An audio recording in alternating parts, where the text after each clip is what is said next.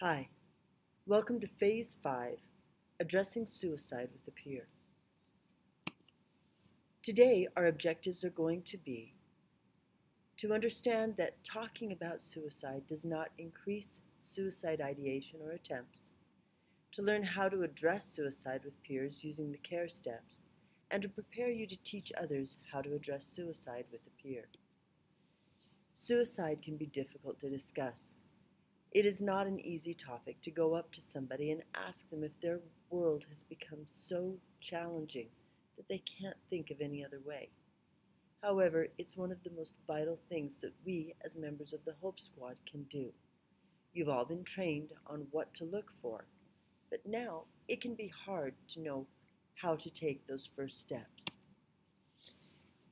There's a huge myth that's going around, the idea that if I talk about suicide, I put the idea in their head.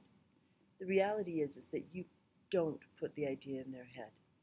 In fact, if anything, you give them permission to be able to talk about what they're feeling, because you were the one that actually brought it up.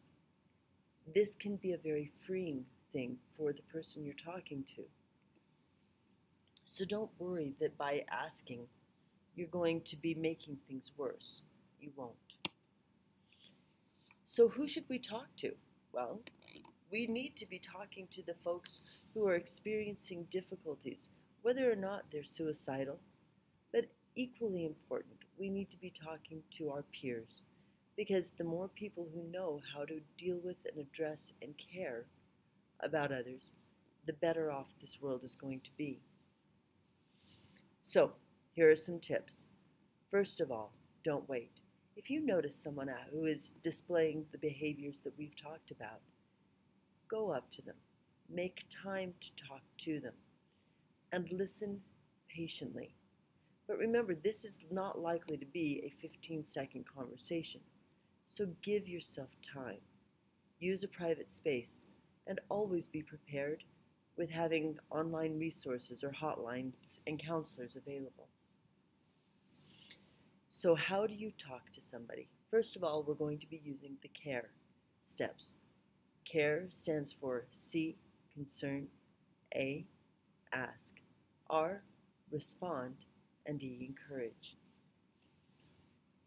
Show the people that you are talking to that you honestly and truly care. Now, something brought up in one of our teams, don't just care once.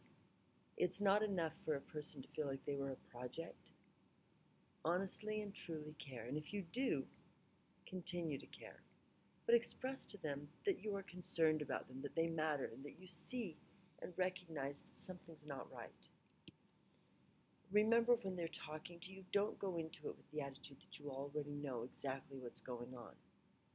Instead, look at it in the terms of you're waiting to hear. So listen patiently.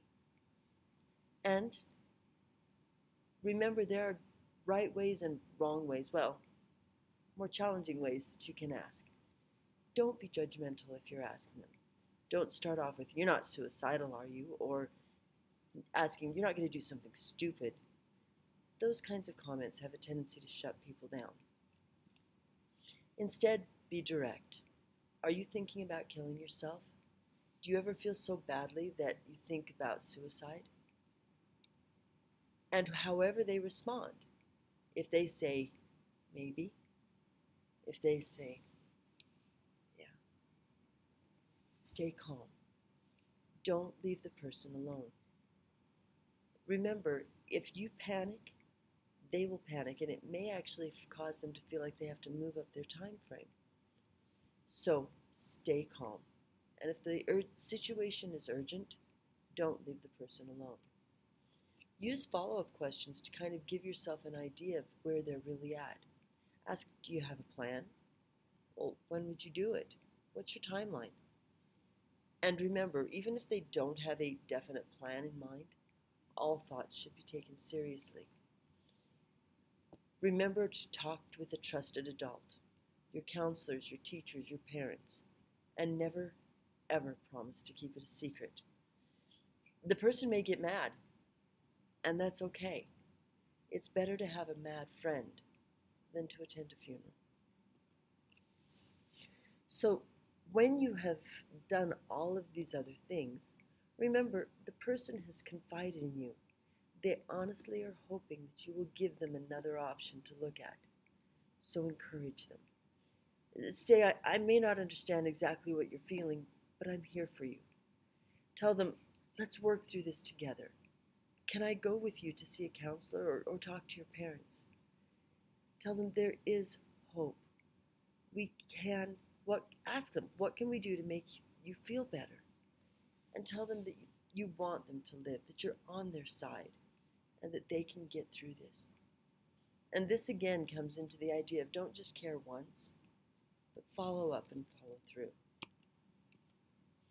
Now, talking about suicide can be uncomfortable and scary, but it could save a life. If you can't ask, find someone who can.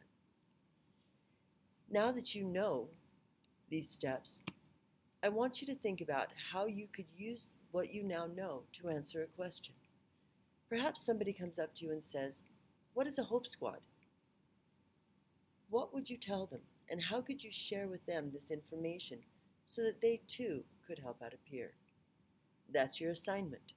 I want you to come up with a lesson plan of what you would say to somebody who had asked you, "So what is a Hope Squad?"